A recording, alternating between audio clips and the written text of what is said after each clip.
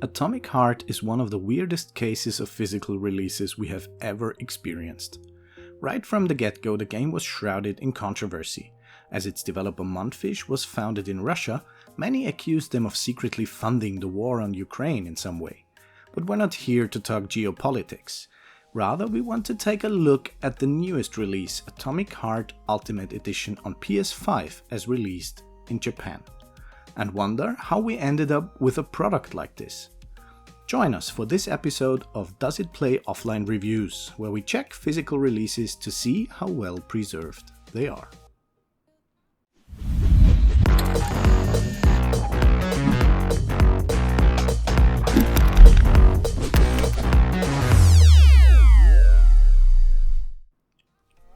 Let's start with a brief flashback. Atomic Heart originally released in such an abysmal state that our tester had to abort the playthrough. It was rather disheartening. Fast forward to spring 2026 and we suddenly had the announced Ultimate Edition as a new glimpse of hope. What happened next was quite bizarre. Europe received the Ultimate Edition with an updated base game, but the DLC was still missing from the disc. Hope for North America then? Quite the opposite. The North American release only came with the vanilla disc, no patches, no DLC, and no excuse from publisher Focus Entertainment either. When trying to reach them for a statement, they had the audacity to tell players that everything was as intended, and they tried to sweep the obvious misprint under the rug. All our hopes were now on the upcoming Japanese release for the Ultimate Edition. We had just seen the bug-riddled Chronos get a reprint in Asia that came with significant improvements, so why not expect the same for Atomic Heart? A distributor even claimed beforehand that this new Atomic Heart release would actually have the DLC on disc. The moment of truth. Yes, the DLC is indeed on disc for the Japanese release. But this is also where all further hope ends. The list of issues is longer than my arm. We encountered disappearing bodies, as in this scene. Then there is constant pop-in of some sort, either water, or shadows, or decals. We also ran into this black screen only displaying the HUD after a cutscene. Terrain flickering is equally part of the menu, as are glitchy reflections and floating objects. The issues stretch further into the DLC as well. Here we encountered FPS drops, collision issues, and the return of the flickering issues, part 2 and 3 and many others. In a particularly frustrating section, we had to concede that the game's physics just don't work well with the intended platforming.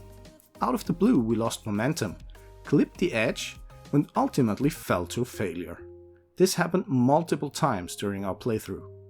Also, have you ever done a kickflip with a motorcycle? And imagine the frustration on Gollum if he had to endure this just to get the ring on. As we have agreed, both bodies are yours, but only after you activate the needle protocol and we deal with Section O. Oh, Master, putting a period at the end of the wizard's story will be my greatest pleasure. To top it all off, not even the menu navigation works properly. If you use the D-pad, the menu will switch back to the top before you reach the last menu item.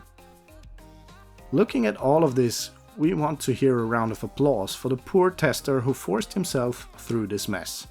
Atomic Heart Ultimate Edition is beatable, but by no means can we recommend this PS5 experience without another big round of fixes. We haven't even covered all of the issues in this video, and mind you, these issues were presented on PS5 Pro, and they're present on other platforms as well, so you can only imagine how the base version of the console will fare. There are many smaller hiccups on top. You can find the full report on our website, DoesItPlay.org. Make sure to hit the like button, subscribe to the channel and leave us a comment. Have you ever played a game as buggy as this one? Let us know.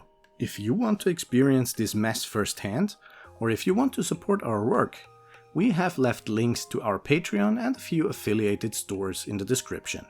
A big thank you to our Patreons who make videos like this possible. And to all of you, thank you for watching. See you at the next one.